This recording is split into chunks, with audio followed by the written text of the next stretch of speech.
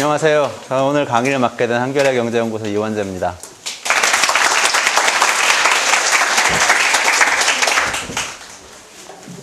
마이크를 사용하는 대로 잘 들리시겠죠? 여기도 비가 왔었나요? 햇빛이 또 나네요.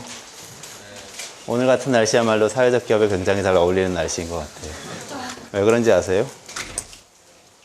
두 가지 일을 동시에 해야 되거든요. 굉장히 상반되는 것 같이 우리가 생각하고 있는 두 가지 일을 동시에 해야 되거든요. 아주 사회적으로 의미가 있는 일을 하면서 동시에 시장에서 소비자들을 만나서 거래를 일으키는 일도 같이 해야 되잖아요. 두 가지를 동시에 해야 되니까 오늘처럼 비가 오기도 하고 해가 나기도 하는 그런 날씨에 굉장히 잘 맞겠죠? 맞는 것 같으세요? 예. 이런 날씨에 여러분들은 어떻게 적응하세요? 여러분들은 이런 날씨에 더 건강하신가요? 아니면 그냥 내내 춥거나 내내 덥거나 내내 비가 오거나 내내 햇볕이 쨍쨍하는 날씨에 더 건강하신가요? 어떠세요? 요즘 같은 때를 보통 뭐라고 하죠? 전문 용어로? 그렇죠. 다들 전문 용어에 강하시네요. 환절기라고 하죠. 계절이 바뀌면서 날씨가 이랬다 저랬다 하는 일교차가 크고 비가 왔다가 안 오기도 하고 더웠다 추웠다 하기도 하고 그런 날씨에 사람들은 잘 적응을 하나요? 아니면 잘 못 적응을 하나요? 네? 우리 집에 꼬마가 2명 있는데 둘 다 감기에 걸려서 굉장히 그 주말 내내 고생을 하다가 나왔습니다. 저도. 감기에 잘 걸리죠? 사람들은 이런 날씨에 굉장히 힘들어해요. 그러면 사회적 기업을 한다는 거는 쉬운 일일까요? 어려운 일일까요? 어려운 일이겠죠. 근데 왜 여기 와서 강의를 들으세요? 힘든 일인데 왜 여기 와서 강의를 들으시죠? 힘든 일이니까 이제 소장님처럼 이제 말씀도 좀 듣고 준비도 좀 하고 그런 거 아닙니까? 굉장히 정치적인 언사에 능하신 분이세요. 힘든 일이니까 더 말씀을 듣고 더 잘 준비를 해야 된다고 하시네요. 굉장히 좋은 말인 것 같아요.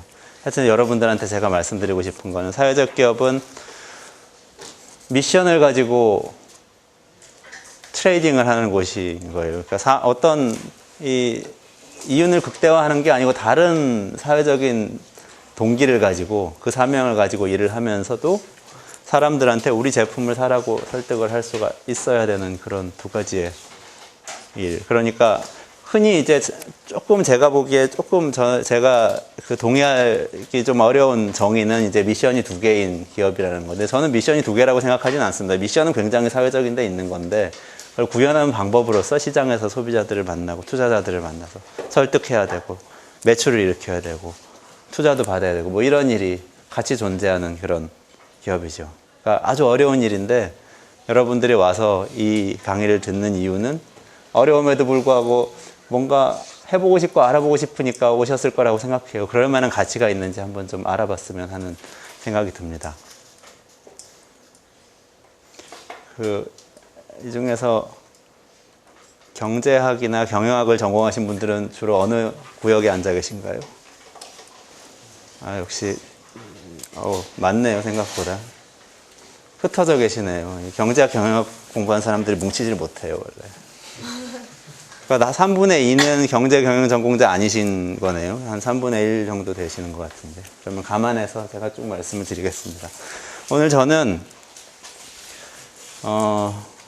사회적 기업으로 가기 전에 이게 우리한테 어떤 의미가 있고 전체 그림 안에서 어떤 위치에 있는 건지 조금 같이 생각을 해보고 그리고 나서 사회적 기업에 대해서 이야기를 하는 그런 순서로 이야기를 해보겠습니다. 그리고 비전공자가 많으신 걸 감안해서 좀 더 재미있는 이야기를 중심으로 할까요? 아니면 재미없는 이야기를 중심으로 할까요? 라고 물어보면 당연히 재미있는 이야기를 중심으로 해달라고 하시겠죠. 한번 그렇게 해보겠습니다. 일단 교재는 그냥 참고를 하시고 쭉 저하고 같이 이야기를 나누시면서 중간중간에 궁금한 점이 있으시면은 그때 손을 드시면은 제가 중간에도 질문할 기회를 드리겠습니다. 좀 대화를 하면서 진행을 해보죠. 이 사람 혹시 아는 분이세요? 예, 잭 웰치죠? GE의 CEO 굉장히 오랫동안 했던 제너럴 일렉트릭, 미국의 가장 큰 기업 중에 하나죠. 미국의 삼성이라고 불리는, 물론 삼성 같은 지배구조는 아니지만 삼성처럼 이렇게 여러 종류의 그 사업을 벌이고 있는 그런 기업인데 거기서 오랫동안 CEO를 했죠. 잭 웰치라는 사람은 그 CEO에 취임하면서 굉장히 유명한 연설을 하나 했었어요. 1981년이죠. 벌써 30년 전이네요. 30년 전에 여러분들 뭐 하셨어요? 한 분도 안 계셨나요? 아버지 일부였습니다. 멋진 대답인데. 우리 아들도 저렇게 대답해야 될 텐데. 81년에 CEO에 취임을 했는데 미국에서 가장 큰 기업 중에 하나의 CEO로 취임한 거죠. 그때 취임하면서 취임 연설로 이런 연설을 했어요. 저성장 경제에서의 고성장. 그러니까 전체가 저성장 상태라도 개별 기업은 고성장을 할 수가 있는데 그 힘은 어디에서 나오는가 이런 주제로 연설을 했는데 그것이 많은 사람들한테 깊은 인상을 줬어요. 그 요지는 뭐였냐면 정확하게 기업은 주주에게 가장 큰 가치를 주기 위해서 경영되어야 한다. 그 나머지는 모두 부차적인 거다. 이런 이야기를 했어요. 저 때까지만 해도 미국 경제에서 여러분들이 이제 요즘은 미국의 월스트리트가 있고 뭐 세계적인 투자자들이 다 거기 있고 그리고 미국 기업들이 워낙 주주 중심으로 움직이는 기업들이기 때문에 미국이 내내 그랬을 거라고 생각하실 수도 있겠지만 저 때까지만 해도 약간의 긴장이 있었던 게 경영자 자본주의라는 거하고 주주 자본주의라는 거하고 약간 긴장이 있었던 모양이에요. 그래서 그 상황에서 경영자가 뭔가 결단을 내리고 미션을 갖고 경영을 하는 것이 옳으냐 아니면 경영자는 그냥 주주가 한테 최대 이익을 갖다 주기 위해서 그 일을 잘 수행하는 에이전트를 하면 되는 거냐 이런 논쟁에서 이 사람이 이제 굉장히 강하게 주주 자본주의를 옹호하는 이야기를 했던 거죠. 제가 제글치한테서 강연을 들은 적이 딱 한 번 있는데 학교에 다니고 있을 때 특강을 하러 왔어요. 특강을 할 때는 이미 CEO에서 은퇴한 지 상당히 시간이 된 때였죠. 그때 이 사람이 와서 강연을 하는 걸 들으면서 1981년에 그 태도에서 정말 거의 변하지 않았구나 라고 느꼈었어요. 2003년의 일인데요. 잭웰치가 지위를 엄청나게 확장시키고 키우게 되는데 그 확장시키는 방법은 굉장히 공격적이었어요. 어떤 식으로 확장했는지 혹시 들어본 적 있으세요? 지인은 굉장히 많은 새로운 사업에 진출을 했죠. 어떻게 진출을 했을까요? 어떤 시장으로 가죠. 우리가 예를 들어서 냉장고 사업에 진출하기로 했다. 냉장고 시장에 진출을 하는 거예요. 그러면 가서 공장을 우리가 투자해서 짓고 사람들을 고용하고 재료를 수입해서 냉장고를 만들기 시작하는 방법이 하나 있을 거고 그게 첫 번째 방법이고 두 번째 방법은 시장으로 가서 냉장고를 만들고 있는 기업을 인수를 하는 게 두 번째 방법이죠. 이 두 번째 방법을 잭웰치는 굉장히 선호했어요. 그리고 늘 어떤 시장으로 가든지 1등이 되겠다고 했어요. 1등이 되겠다고 하면서 실제로 했던 일은 1등 기업을 인수를 하는 거였죠. 그래서 항상 어떤 시장에 진출할 때 1등이거나 아니면 그 시장에서 1등이 될 가능성이 있는 기업을 타겟으로 대규모 인수합병을 통해서 진출하는 걸로 유명했죠. 그 과정에서 중성자탄 잭이라는 별명을 얻었어요. 중성자탄은 어떤 폭탄일까요? 중성자탄이 뭔지 혹시 아세요? 후쿠시마에서 원자력 발전소가 문제가 있다고 그래요. 그런데 원자탄에 대해서는 여러분들 잘 아시잖아요. 근데 원자탄보다 더 무서운 게 중성자탄이다. 뭐 이런 얘기 혹시 못 들어보셨어요? 혹시 중성자탄 들어보신 분? 요새 밀리터리 마니아도 많던데 남학생들 중에 없나 보네. 아니면 찍힐까봐 두려워서 손을 안 드시는 건지. 중성자탄은 폭탄인데 보통 폭탄은 이런 얘기하면 안 되지만 어쨌든 이 건물에 폭탄이 떨어지면 이 건물이 무너지겠죠. 굉장히 센 폭탄이 떨어지면. 중성자탄은 보통 다른 폭탄하고 달리 여기 떨어지면 건물은 별로 큰 데미지를 입지 않아요. 근데 그 안에 있는 생명체들은 다 데미지를 입어서 싹 죽는 그런 폭탄이에요. 이 사람의 별명은 중성자탄 잭이었어요. 왜 그랬을까요? 네? 사람이 뭐라고요? 어디서 말씀하셨죠? 사람을 이렇게 손으로 사인을 주셨어요. 여기 학생이 굉장히 이제 함축적으로 이렇게 말씀을 하셨어요. 새로운 사업에 진출하면 그 사업에 그 시장에 가서 인수합병을 한다고 그랬잖아요. 인수를 하면은 인수한 공장의 사람들을 건물하고 장비는 그냥 있지만 사람들은 쫙 정리를 하고 그래서 실적을 올리는 걸로 굉장히 유명했어요. 그럼 좀 단시간 내에 실적이 올라가게 되죠. 그러니까 인수합병을 했으니까 매출하고 자산 규모가 굉장히 크게 늘어나고 뭐 사람뿐만 아니라 다른 구조조정도 같이 하는 거죠. 비용을 덜어내니까 뭐 이익이 늘어나는 거죠. 그래서 빠른 시일 내에 기업이 좋은 실적을 갖도록 만드는 거죠. 그걸 아주 잘한 걸로 유명했기 때문에 중성자탄이라는 그런 별명을 얻었어요. 그때 강연을 하러 와서 쭉 뭐 이런저런 이야기를 했죠. 그리고 나서 참 재미있는 게 보통 이렇게 유명한 사람을 특강을 부르면은 그 자리에서 사람들이 그냥 좋은 이야기만 하고 지나가잖아요. 근데 이 미국 사람들은 굉장히 공격적인 질문을 많이 하더라고요. 여기서도 공격적인 질문을 사람들이 했었어요. 그래서 어떤 사람이 이 잭 웰치한테 GE에 있을 때 인사관리 정책에 대해서 질문을 했어요. 근데 그 인사관리 정책이란 건 어떤 거였냐면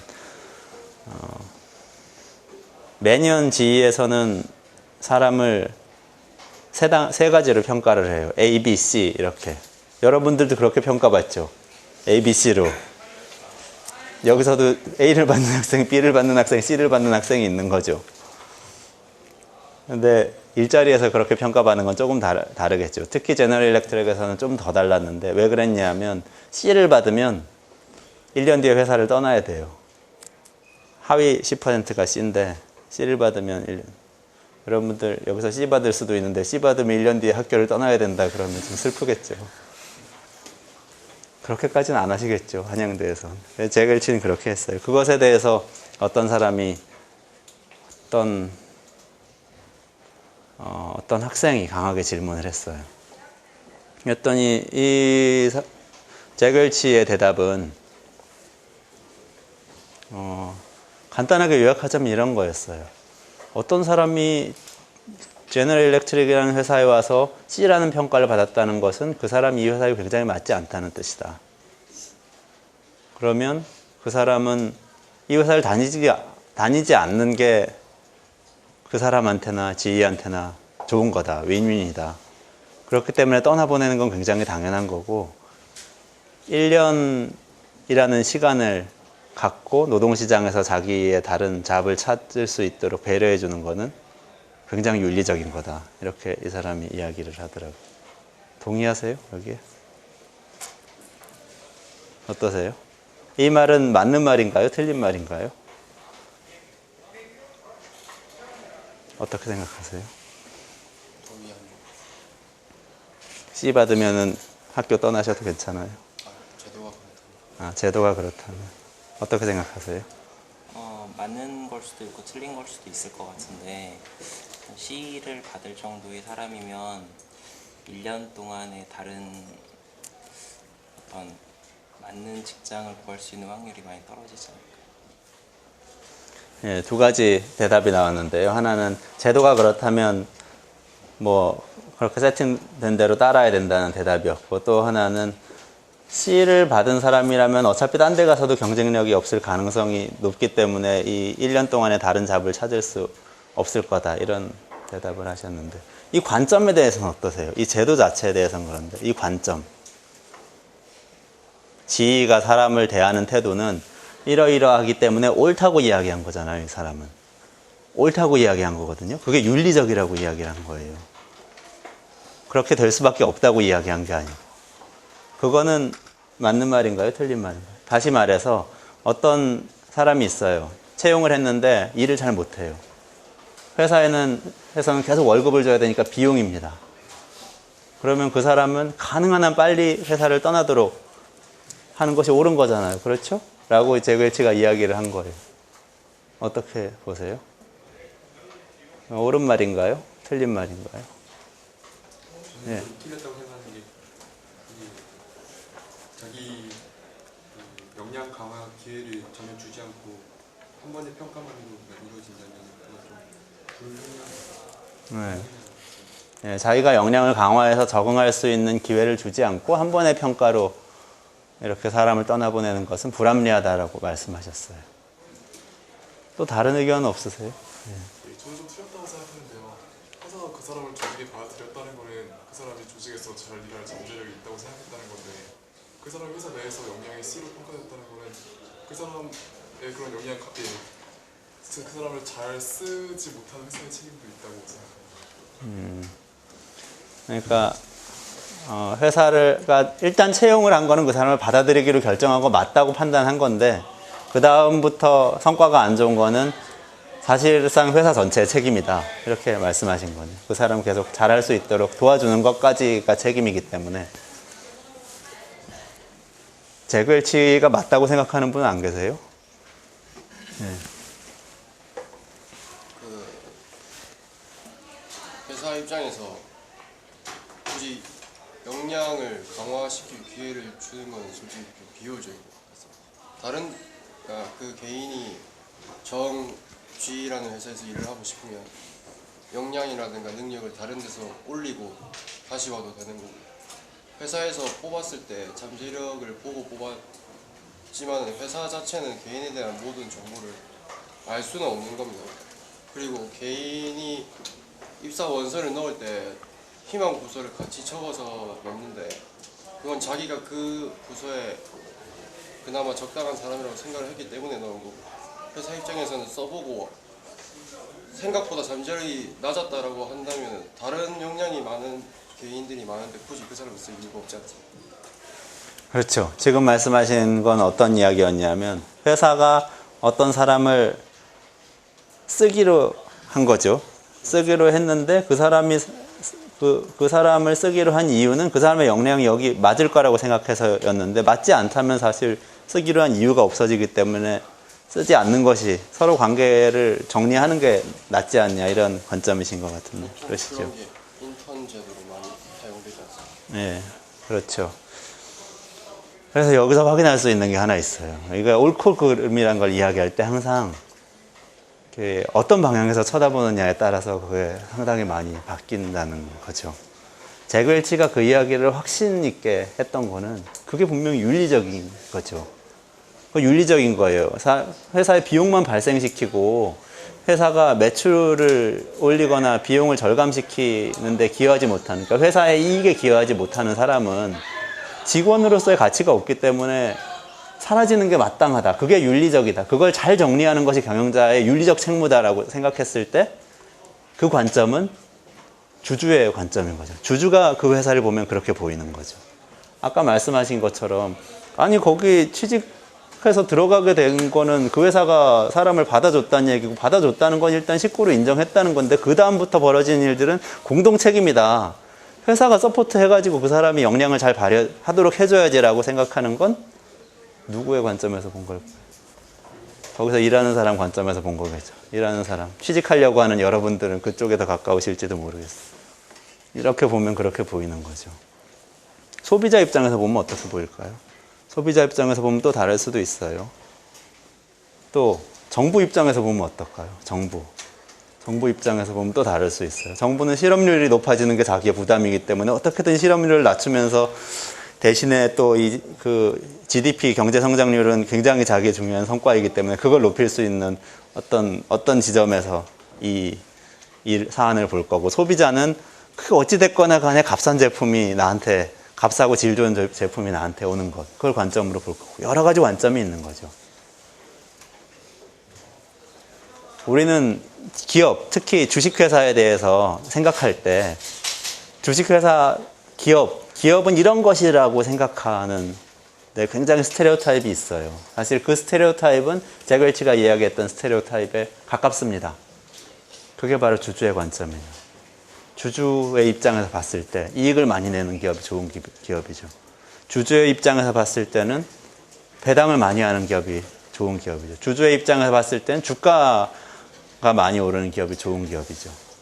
하지만 거기 직원 입장에서 보거나 소비자 입장에서 보거나 정부 입장에서 보거나 뭐 지역사회에서의 입장에서 보면 조금 다른 기준이 있을 수 있어요. 그런데 아주 재미있게도 예를 들어서 여러분들 할머니나 할아버지께 가가지고요. 나중에 한번 여쭤보세요. 추석이나 설날 이럴 때 가서 뵐 때 혹시 할머니 좋은 기업이 뭐라고 생각하세요? 그럼 야 이익을 많이 내야 좋은 기업이지 그러실걸요 아마? 조금 이익이란 단어가 생소하신 분들은 돈을 많이 벌어야 좋은 기업이지 그렇게 이야기하실걸요? 알게 모르게 사람들은 주주를 위해서 경영하는 기업이 굉장히 좋은, 주주를 위해서 아주 잘 경영되는 기업이 좋은 기업이라고 생각하는 경향이 있는 거죠. 그런 경향들이 많이 있어요. 잭 웰치는 그걸 이야기한 거고 그게 이제 주류의 시각이었던 거고요. 근데 2009년 봄에 이맘때였던 것 같아요. 딱 2년 전. 영국의 파이낸셜 타임즈라는 경제 신문이 있는데 혹시 본 적 있으세요? 파이낸셜 타임즈라는 신문의 색깔이 무슨 색인지 혹시 아시는 분? 진짜 본 적 없으세요, 아무도? 파이낸셜 타임즈 좀 보고 그러세요. 굉장히 좋은 신문이에요. 거기에 인터뷰를 했는데 이런 말을 했어요. 단기적으로 주주의 가치를 극대화하기 위해서만 경영하는 것은 굉장히 바보 같은 아이디어, 어리석은 아이디어다. 이런 말을 했더라고요. 그러니까 그 전에 했던 말들하고는 굉장히 분위기가 다른 말을 했어요. 그러면서 이런 표현을 썼어요. 주주 가치는 경영에서부터 근로자를 포함한 집합된 노력의 결과물일 뿐. 여기서 중요한 단어는 이 말이에요. 결과라는 거죠. 목표하고 결과하고 어떻게 다르죠?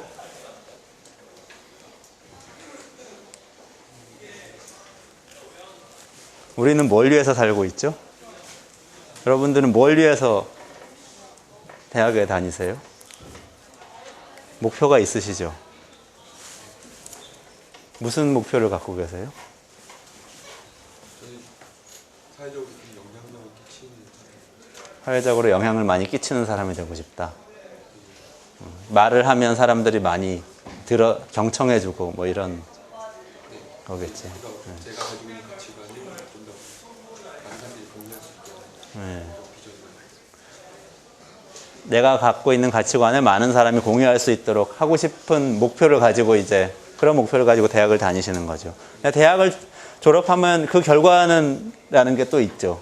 그 결과로 여러분들은 졸업장을 갖게 되고 학교에선 사회에선 여러분들 대졸자로 인식하고 어떤 기업에는 어플라이 할 수 있고 어떤 기업에는 어플라이 할 수 없고 여러분은 더 높은 고등교육을 받기 위해서 석사 과정에 진학을 할 수가 있고 이런 것들이 있어요. 그건 여러분들이 얻게 되는 결과죠. 목표하고 결과는 좀 다른 거예요. 이 사람이 한 이야기를 다시 보시면 주주가치, 이익을 많이 내는 것에 대해서 부정하진 않지만 그것은 우리 기업이 얻고자 하는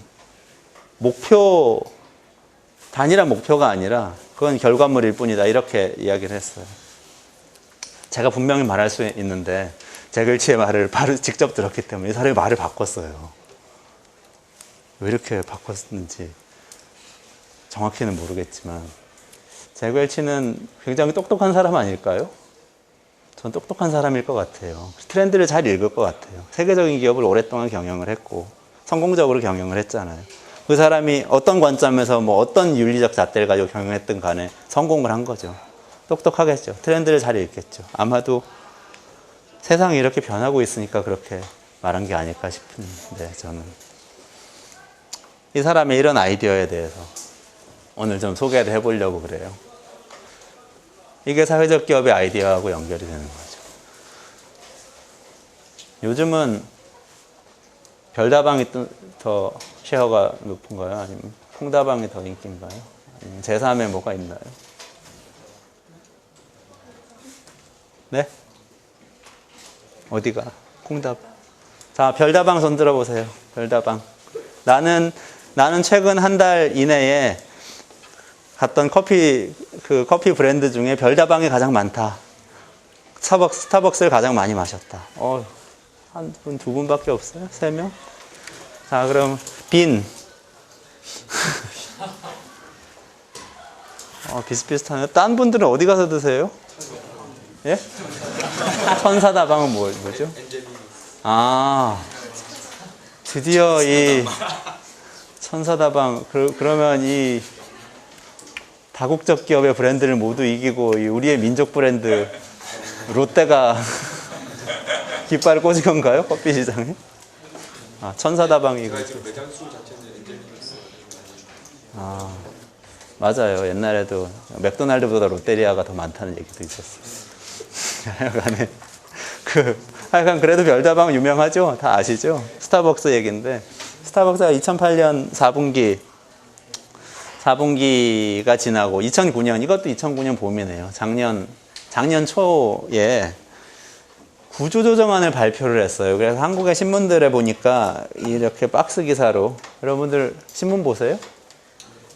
신문, 종이로 된 신문 보시나요? 종이로 된 신문, 그러니까 무슨 외계인한테 물어보는 거예요. 종이 신문을 집에서 구독하시는 분, 손 들어 보시겠어요? 최근 일주일 동안 종이 신문을 펴서 본 적이 있다. 그래도 많으시네요. 30%. 예, 하여간 저는 신문을 매일매일 펴서 봅니다. 신문을 폈는데 박스 기사가 있었어요. 몇 개 신문에 동시에 났어요. 박스 기사에 뭐라고 써져 있었냐 하면, 스타벅스가 경영난에 빠졌다. 세계 최대의 커피 메이커인, 커피 기업인 스타벅스가 경영난에 빠졌다고 돼 있어요. 그러면서 거기에 나온 이야기는 구조조정을 한다더라 였어요. 구조조정. 인력을 줄이고, 매장을 줄이고 한다더라 였어요. 그래서 근데 그 숫자가 안 나와 있었어요. 인력 얼마나 줄이는지 숫자가 나와 있는데 실제 실적이 어땠는지 좀 숫자가 안 나와 있어서 스타벅스 그 사업 보고서를 제가 한번 찾아봤죠. 10K라고 있어요. 들어보셨어요 혹시?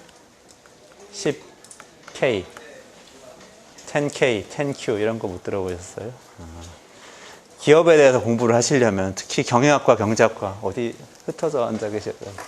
공부를 하시면 미국 기업을 조사를 하려면 10K를 찾아봐야 돼요. 10K가 뭐냐 하면 보고서 제목 이름이에요. 보고서의 번호예요.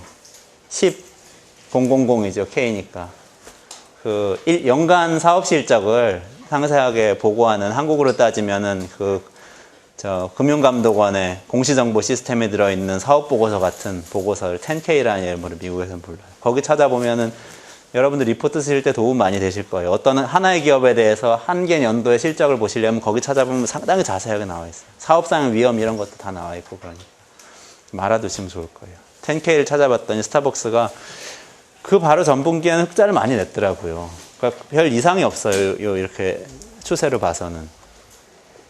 그런데 왜 갑자기 구조조정을 하게 됐냐? 기사를 찾아보니까 이 CEO가 궁지에 몰렸어요. 주주들의 비판을 받은 거죠. 왜 비판을 받았냐 하면 주식시장에서 기대하고 있는 수익이, 그러니까 이익의 수준이 있었는데 그 수준을 맞추지 못했어요. 이익을 내지 못해서 돈이 없어서 구조조정을 하는 게 아니고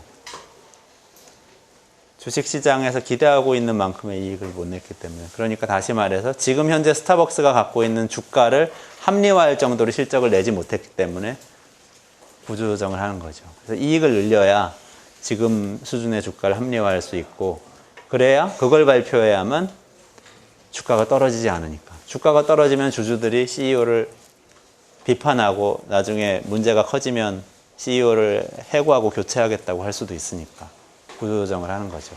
이런 동기에서 미국 기업들은 구조조정을 하는 거죠.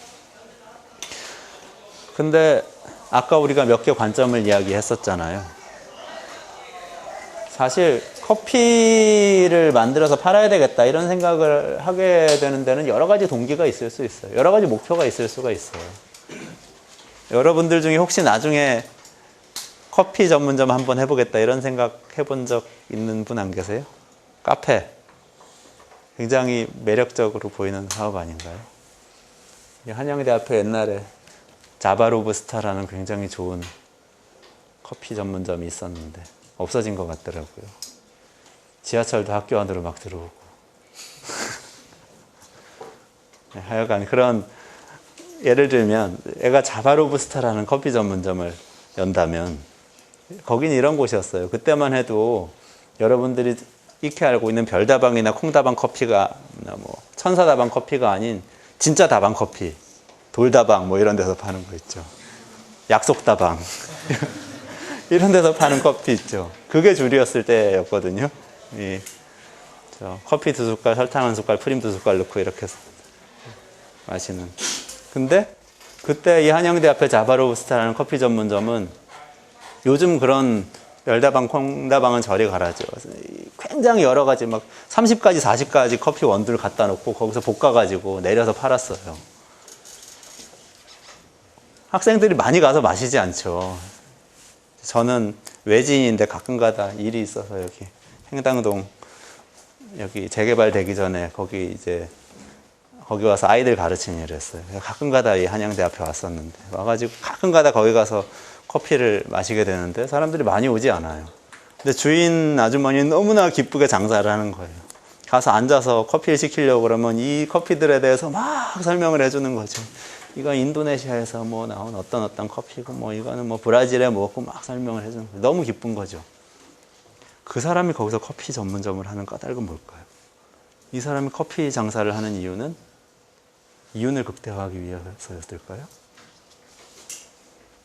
어느 정도 생계는 유지해야 됐겠죠. 하지만 이 사람이 거기서 커피를 하는 이유는 분명히 너무 좋은 커피가 많고 자기는 커피를 사랑하기 때문에 커피를 많은 학생들한테 소개해주고 알려주기 위해서, 그리고 그 과정에서 자기가 만족을 얻으려고 했겠죠. 그게 아마 그 사람의 목표였을 거예요.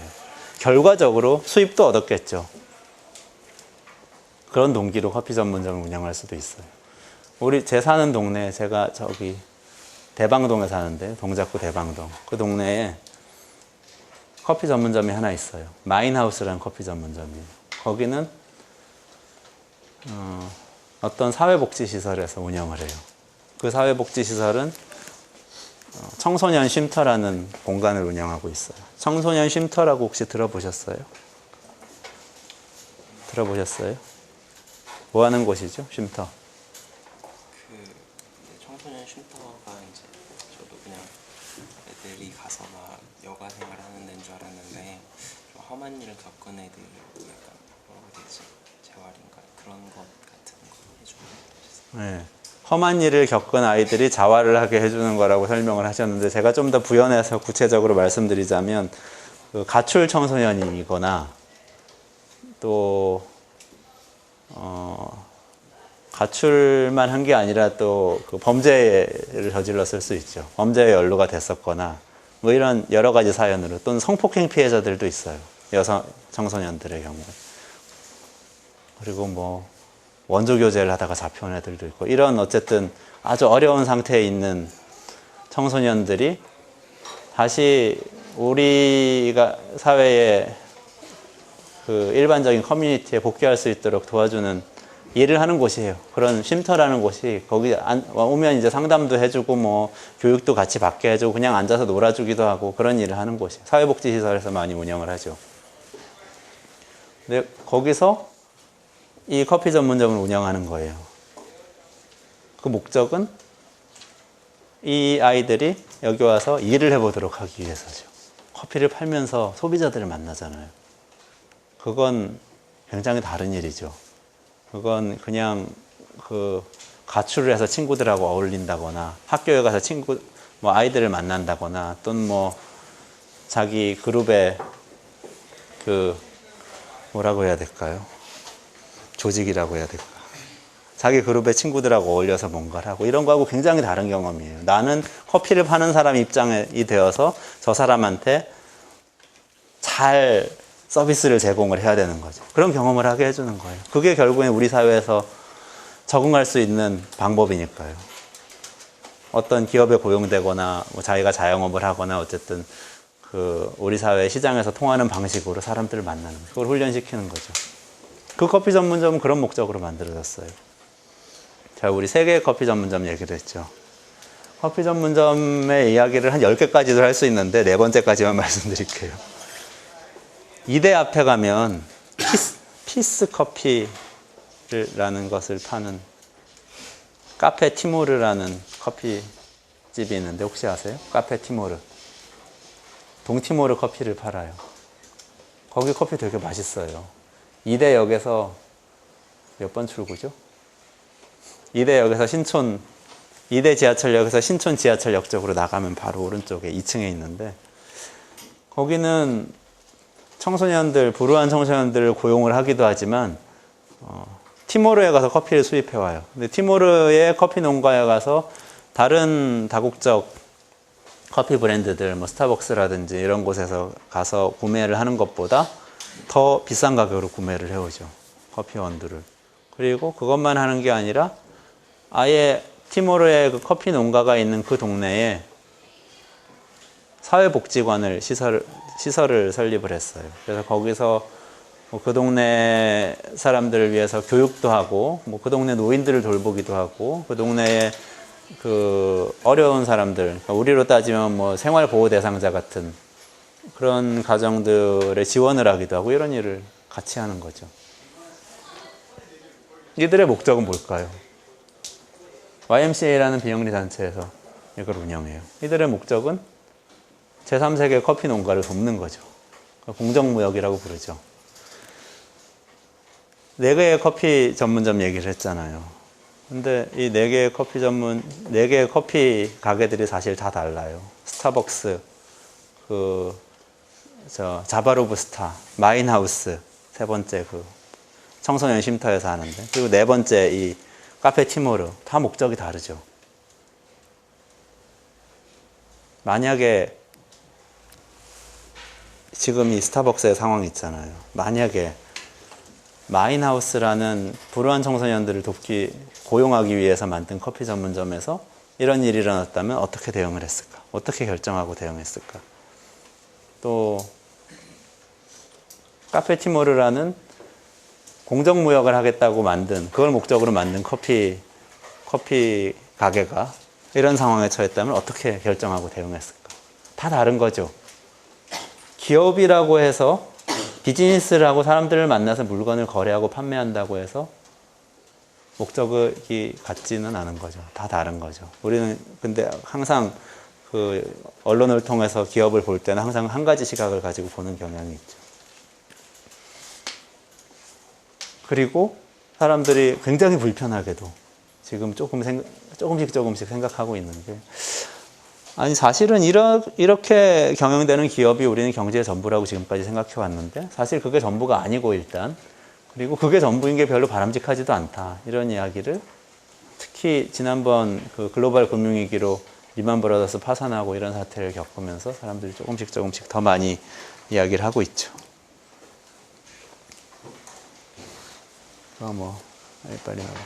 이거 이야기를 좀 하고 넘어갈까요? 아까 재글치 이야기하고 연결시키면요. 재글치는 기업 경영에 있어서 뭔가가 변하고 있다는 이야기를 했어요. 그 뭔가가 변하고 있는 거는 꼭 주주가치 극대화하는 것이 단기적인 목표일 필요는 없고 그것은 장기적인 결과이면 되는 거고, 단기적인 목표라는 것은 다른 것일 수 있다, 그런 얘기를 했고, 제가 그 다음에 스타벅스만 커피 전문점이 아니고 자바로브스타도 커피 전문점이고 마인하우스도 커피 전문점이고 카페 티모르도 커피 전문점이라는 말씀을 드렸어요. 다 목적은 다르지만 그들은 모두 커피를 판매하는 커피 장사들인 거죠. 그 다음에 이 이야기를 한번 해보죠.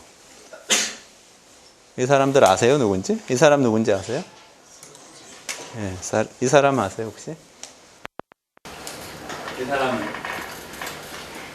역시 대통령이 노벨경제학상 수상자보다 훨씬 유명한 분이에요. 그러니까 아마티아 센이고요. 하버드 대학, 콜롬비아대 스티글리츠, 조지프 스티글리츠.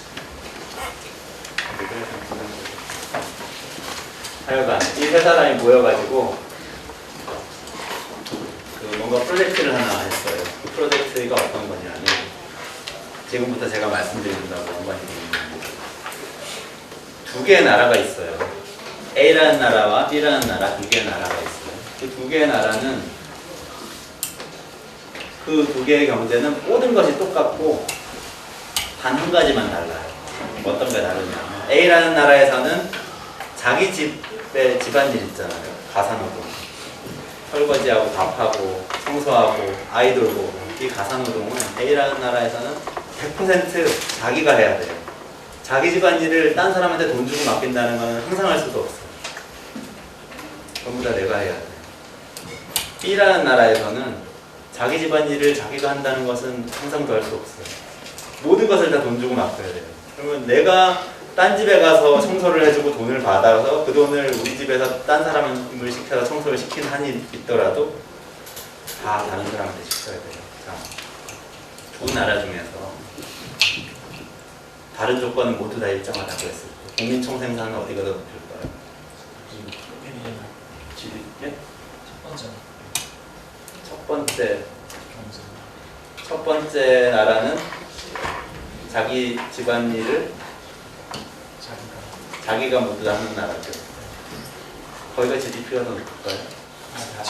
GDP는 생산성은 그게 더 높은 거 같고 네. GDP는 두 번째가 GDP는 두 번째가 높을까요? 어떠세요? GDP는 어느 나라가 더 높을까요? A. 우리 집 일은 내가 다 한다. B. 우리 집 일은 다 남한테 돈을 주고 시켜서 한다. B가 더 높겠죠. 네. 왜 높죠? 네? 거래가 발생하니까. 그렇죠. 계산되는 거래가 발생하니까. 근데 A라는 나라하고 B라는 나라하고 다른 조건이 모두 일정하다고 했을 때 어느 나라 사람들이 더 많은 가사 서비스의 혜택을 누리고 있을까요? 좀 더 쉽게 설명하면 어느 나라 사람들이 더 행복할까요? 다른 게 모두 똑같고 가사 서비스니까 A가 더 행복할까요? 보통 집안일 직접 하는 게 더 행복하세요? 농담이에요. 뭐 상황에 따라 좀 다를 수 있겠죠. 뭐 최소한 비슷하겠죠. 뭐 얘기는 좀 괜히 복잡해지긴 하는데 사람들이 자기 집안일을 할 때에 딴 사람들에게 고용돼서 일하는 것보다 더 행복하다면 더 A라는 나라가 더 행복할 거고, 그렇지 않고 반대로 나는 남의 집 일 해주는 게 더 행복하다면 B가 더 행복해질 거고 그렇겠죠. 그런데 그런 것들 다 사상하고 나면 다 비슷한 거죠. 그럼 제가 다시 여쭤볼게요. 근데 GDP가 왜 A라는 나라가 더 높아요? 왜 B라는 나라가 더 높은 거죠? GDP에 차이가 없어야 되는 거 아니에요?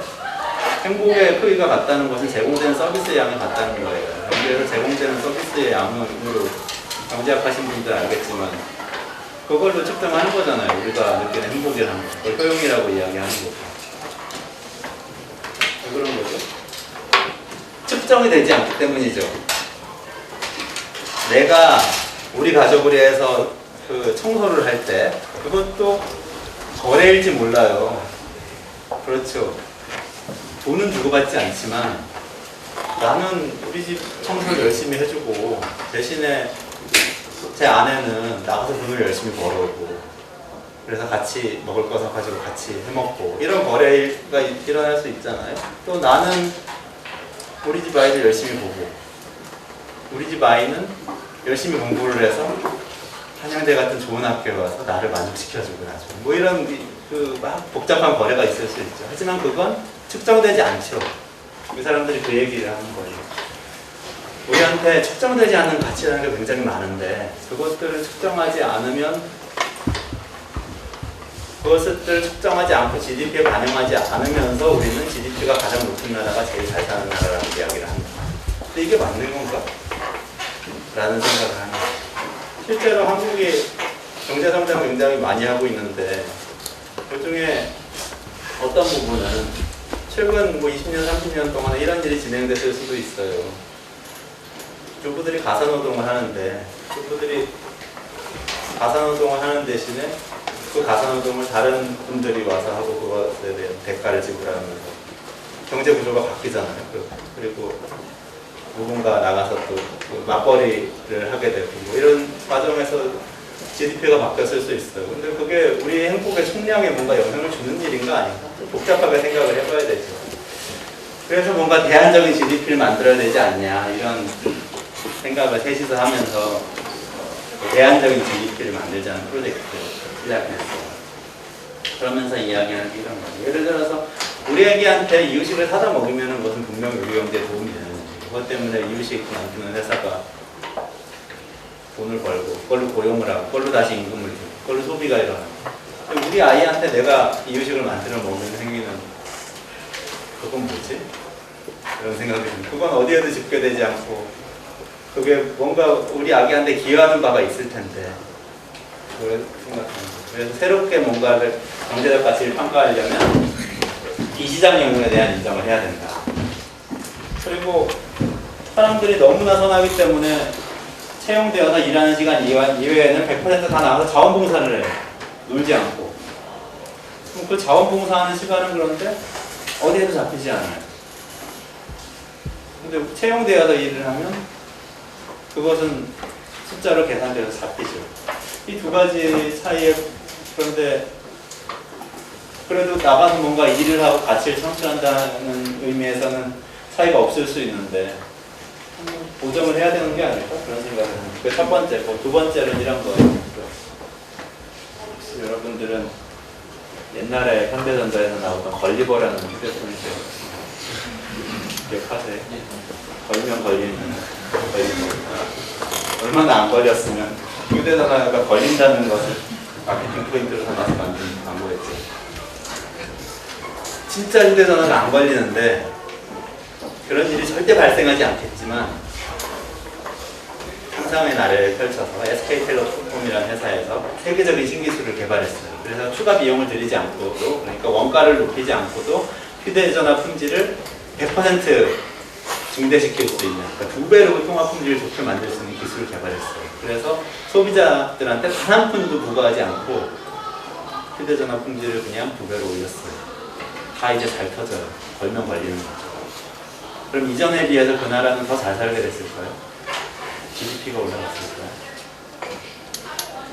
GDP는 안 올라갔겠죠. 그냥 그대로죠. 하지만 우리의 삶의 질은 높아졌겠죠. 전화가 잘 터지니까. 그런 거죠. 질적인 향상도 분명히 우리 경제의 일부인데 그건 왜 계산이 안 되는 거죠? 이런 생각을 하는 거죠. 그게 두 번째 분석. 세 번째는 정부 부처에서 많이 이야기를 하는 건데 학교에서도 좀 그런 것 같아요. 대학이나 공공기관이나 비영리기관에서 많이 이런 식으로 어떤 일을 했다고 얘기할 때 내가 거기 얼마를 썼다고 이야기를 하는 거죠. 그런 이야기 들을 때 좀 이상하다는 생각 안 드시죠? 너무 많이 들어서 이상하다는 생각을 안 하죠. 예를 들면 뭐 국회가 열렸습니다. 국회의원들이 정부에다가 대정부 질의를 해요. 그래서 복지부 장관은 우리나라 사회복지를 위해서 얼마나 일을 하고 있는 겁니까? 우리 사회복지가 이렇게 시급한데 이렇게 막 꼬집을 질문을 하는 복지부 장관은 네, 우리나라 복지 예산은 몇 조 원에서 몇 조 원에서 몇 조 원으로 5년간 계속 20% 이상 증가하고 있습니다. 이렇게 얘기하죠. 돈 많이 썼다는 거잖아요. 복지가 늘어났다는 게 아니고 복지에 돈을 많이 썼다는 이야기죠. 우리는 투입으로 뭔가를 평가하는데 굉장히 익숙해 있는 경향이 있어요. 기업들의 경우엔 그렇지 않아요. 기업들의 경우엔 오히려 성과를 굉장히 많이 중시하면서 평가를 하죠.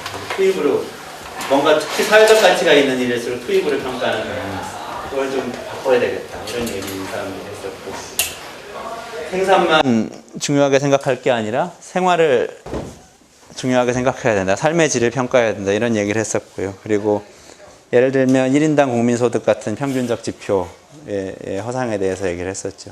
평균은 왜곡을 많이 시키죠.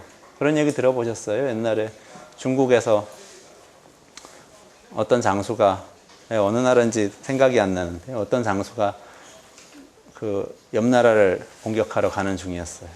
돌격 앞으로 했는데 앞에 강이 하나 있는 거예요. 앞에 강의 깊이를 이렇게 재봤더니 1m 65cm예요.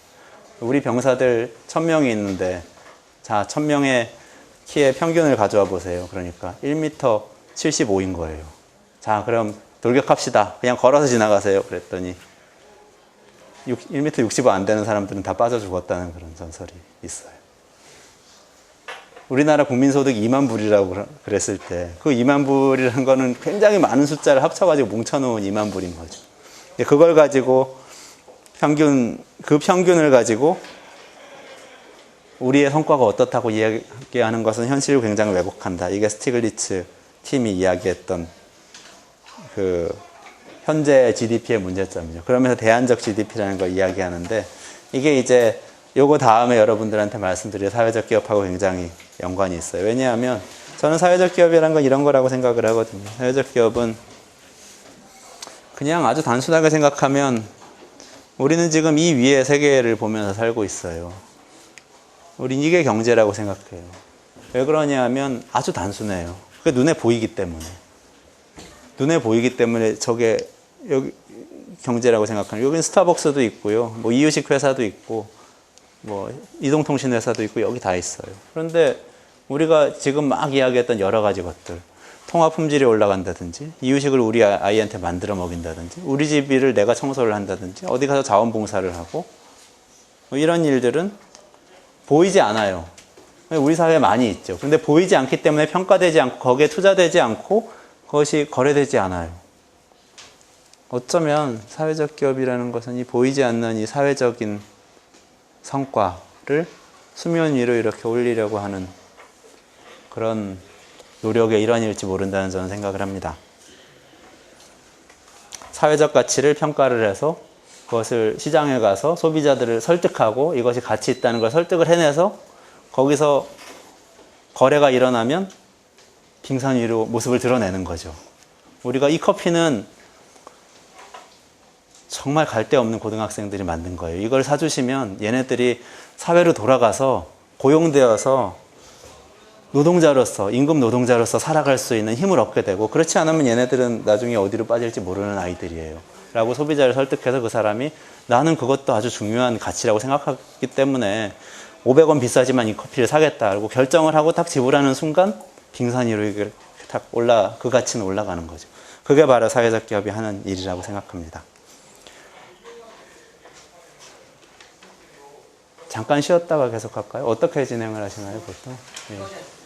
예, 그러면 잠깐 10분 쉬고 그러면 3시 5분까지 쉬고요. 3시 5분부터 다시 강의를 시작해서 그리고 쭉 진행을 하고 마치도록 하겠습니다. 혹시 지난 시간에 같이 이야기 나눈 것 중에서 질문을 하시거나 코멘트를 하실 분 있으신가요?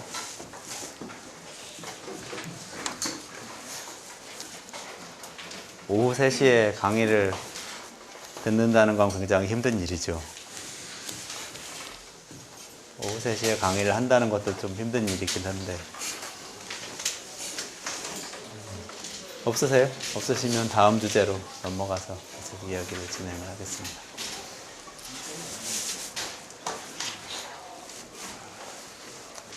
그래서 사회적 기업이 뭐냐? 그래서 사회적 기업에 대해서 뭘 이야기하려고 그러냐? 그런 궁금증을 아마도 가지셨을 것 같은데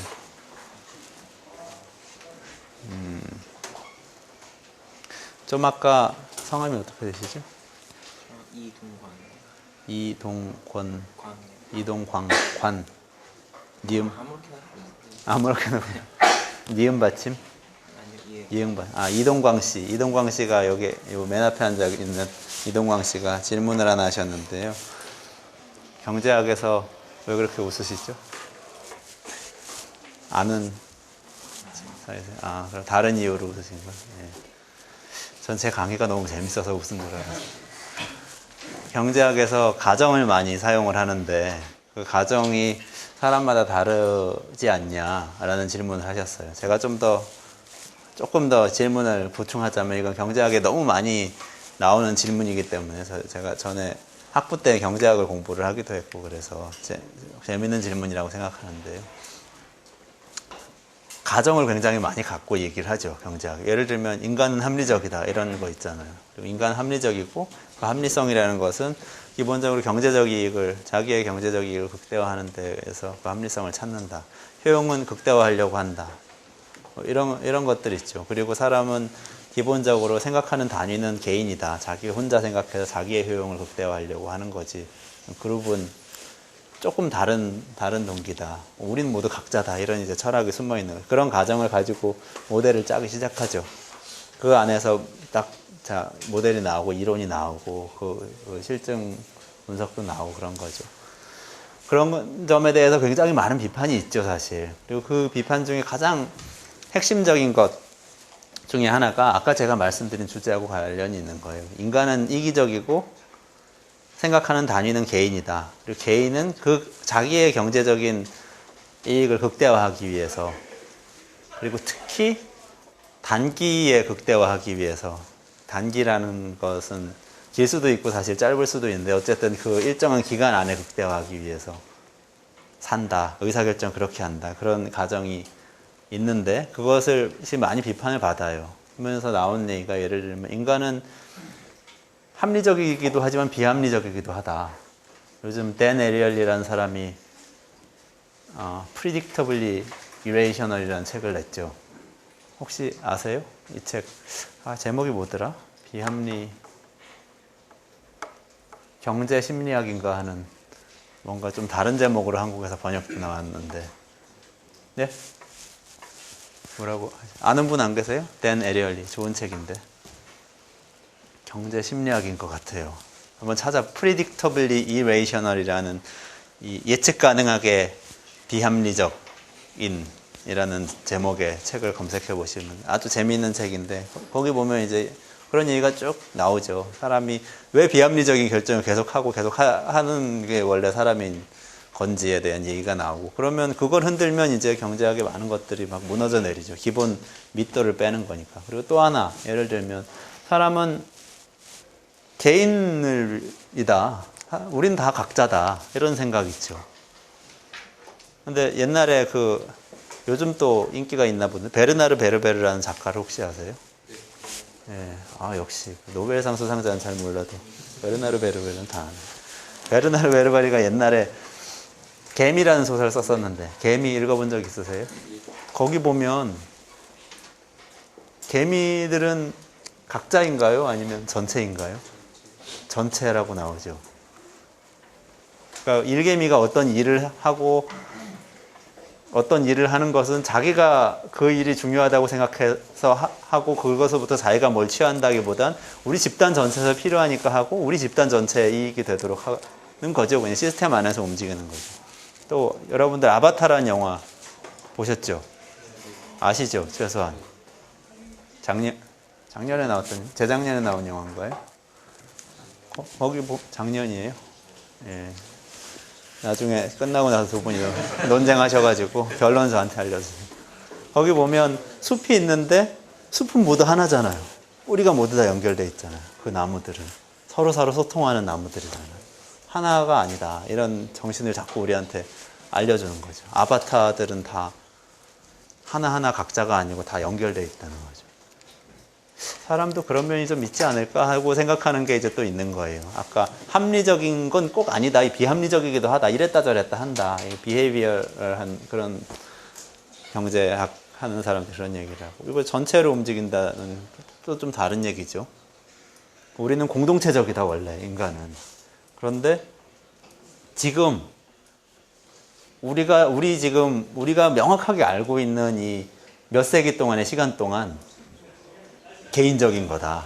이렇게 설명을 하기도 해요. 협동조합 이야기 많이 하는 사람들이 이런 이야기를 해요. 원래 인간 이타적인데 자본주의와 시장경제라는 것이 나오면서 개인을 개별 단위로 경제가 이루어지게 되고 개별적으로 거래하게 됐기 때문에 이기적으로 됐다. 잠깐 그런 거다. 경제 체제가 바뀌면 사람들은 또 바뀐다. 이렇게 이야기하기도 해요. 그리고 또 이제 가정을 흔드는 얘기고 그리고 또 그 기간에 대한 거 있잖아요. 사람은 분명히 예측할 수 있는 어떤 기간 동안을 상정하고 그 안에서 뭔가를 극대화하기 위해서 자기 이익을 극대화하기 위해서 행동한다. 단기적이다라는 거죠. 그것은 뭐 1년일 수도 있고 3년일 수도 있고 10년일 수도 있는데 여기에 대해서는 신념을 갖고 움직이는 사람들을 대면서 뭐 반론을 하는 사람들이 있어요. 예를 들면 내세를 염두에 두고 일하는 사람들도 있다. 착하게 사는 것 자체가 목적이기 때문에 아주 이건 뭐 우리 생을 넘어서서 그 다음까지도 생각하면서 그렇게 그냥 살아가는 사람들이 있다. 뭐 이런 얘기를 하는 거예요. 그런 가정도 좀 생각하면 안 된다. 이렇게 몇 가지를 얘기하는데 그게 다 여러분들 지금 얘기하려고 하는 사회적 기업하고 좀 연결이 돼 있어요. 명확하진 않아요. 제가 보기에 논리적으로 명확하지 않아요. 왜냐하면 우리는 모두 가정에 기초해서 행동을 하거든요. 그건 뭐 경제학뿐 아니라 또 어떤 학문뿐 아니라 어떤 의사결정을 내릴 때도 우린 가정을 하죠. 저는 여기 오면서 한양대라는 곳에 오면 이 시간에 강의가 열릴 것이라는 믿음을 가지고 온 거죠. 가정하고 온 거죠. 실제로 열리는지 아닌지는 모르는 거잖아요. 그냥 거기에 맞춰서 행동한 거죠. 저는 여기서 열린다는 얘기를 들었고 제가 신뢰하는 사람이 나한테 연락을 해가지고 여기서 열리니까 와달라는 걸 했고 조금 더 크게 이야기하면 여러분들은 기업을 선택해서 취직을 하잖아요. 그 기업이 어떨 것이라고 가정하고 가는 거잖아요. 대충 이런 일을 하게 될 거다. 하지만 거기서 일어나는 일들은 모르죠. 우리는 다 그렇기 때문에 그 가정한다는 것 자체를 뭐라고 반박할 수는 나쁘다고 할 수는 없을 것 같아요. 그런데 어떤 가정을 하느냐에 따라서 우리의 행동이나 삶이 굉장히 달라지는 것은 정말 사실인 것 같아요. 예를 들면 이 사회적 기업을 해보겠다고 하는 사람들은 최소한 제가 말씀드린 아까의 그 대안적 가정들을 조금이라도 받아들인다면 좋겠죠. 그래야 자기 행동이 편안하겠죠. 합리적이겠죠. 논리적으로. 사람은 이타적일 수도 있다. 사람은 비합리적으로 행동하기도 한다. 그리고 우리가 추구하는 가치라는 것은 어떤 기간을 정해놓고 이렇게 딱 잘라가지고 평가할 수 있는 것은 아니고 아주 오랫동안 중요할 것이다. 이런 가정들이 있으면 좋겠죠. 아주 중요하고 재미있는 질문을 해서 제가 한번 답을 한번 해봤고요. 이 차트를 보면서 한번 사회적 기업이 이 전체 그림 안에서 어떤 것인지 한번 생각을 해보도록 하죠. 이 차트가 안 보이시는 자리가 있으신가요, 혹시? 다 보이세요? 보이시면 그대로 설명을 하겠습니다. 여기 2x2 매트릭스이고요. 세로축하고 가로축이 있어요. 여기 보니까 이 공학 전공이신 이공계 학생들도 많으시던데 제가 혹시 이야기하면서 수학적으로 틀린 게 있다면 꼭 지적을 해주시기 바랍니다. 두 개의 축이 있는 그래프고요. 이 가로축은 여기 purpose라고 써져 있죠. 목적이라는 축이고 세로축은 income이라고 되어 있죠. 그러니까 재원 확보 방법. 또는 좀 더 근본적으로 얘기하면 조직 운영 원리 뭐 이렇게 이야기를 할 수가 있겠어요. 이 도표의 목적은 우리 사회에 존재하는 여러 가지 조직들을 성격에 맞게 배치를 해보는 게 목적입니다. 목적은 어떤 한 조직의 목적은 공익일 수도 있고 사익일 수도 있어요. 오른쪽은 공익, 왼쪽은 사익. 사익이란 건 나쁜 뜻은 아니고요. 나쁜 뜻은 아니고 그 조직을 운영하는 목적이 그 조직의 소유주한테 가는 이익을 극대화하기 위한 것이다 라는 뜻입니다. 주식회사가 다 그런 거잖아요. 주주의 이익을 극대화하는 거. 그리고 이쪽은 재원 확보 방법인데 재원 확보 방법은 시장에서 거래를 통해서 얻는 매출이 있고요. earn이죠. 버는 거죠. 버는 방법이 있고 여기는 이건 모으는 방법이에요. 시장에서 거래를 일으키지 않고 그러니까 제품이나 서비스를 제공하고 대가를 받는 것이 아니라 후원을 받는다든지 강제로 징수한다든지 이런 방법으로 그냥 받는 것. 자이든 타이든 그냥 받는 거예요. 그렇게 생각해 보면 우리 사회 조직들을 어떻게 나눌 수 있을까? 예를 들면 삼성전자는 이 매트릭스에서 어디에 소속되게 될까요? 삼성전자. 네? 그렇죠. 여기 좌상단. 예, 좌상단에 가겠죠. 왜냐하면 주식회사니까 주주의 이익을 위해서 경영하는 것이고 돈은 버는 거잖아요. 재원 확보는 버는 거죠. 그렇게 해서 그래서 반도체를 팔아서 번 돈으로 주주의 이익을 극대화하기 위해서 쓰죠. 그거는 배당금을 주는 것일 수도 있고 재투자를 해서 공장을 증설하는 것일 수도 있어요. 나중에 배당금을 많이 주기 위한 투자인 셈이죠. 그렇게 해서 주가가 오르면 그것 가지고 주주가 차익을 실현할 수도 있고 그런 게 삼성전자죠. 이 프라이빗 섹터를 정의할 때 좀 경계해야 되는 게 이 활동을 가지고 정의하는 경우가 많잖아요. 우리가 기업은 돈 버는 곳 아니냐. 삼성전자는 반도체를 파는 곳 아니에요. 반도체 팔아서 돈 버니까 프라이빗 섹터에 있는 거지 라고 이야기를 하기도 하는데 그게 이제 사실 통념상 많이 직관적으로 받아들여지는 정의인데 사실은 이 부분이 있어요. 목적이라는 게 있는 거죠. 사실 정의는 조직의 정의는 목적에 따라서도 굉장히 중요하게 갈리는 거죠. 그렇게 해서 반도체를 팔아서 결과적으로 뭘 하려고 그러냐?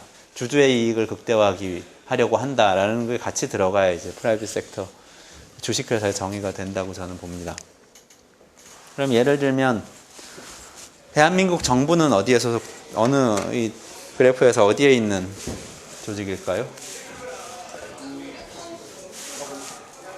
네, 우하단이 되겠죠. 퍼블릭 섹터. 여기 있죠.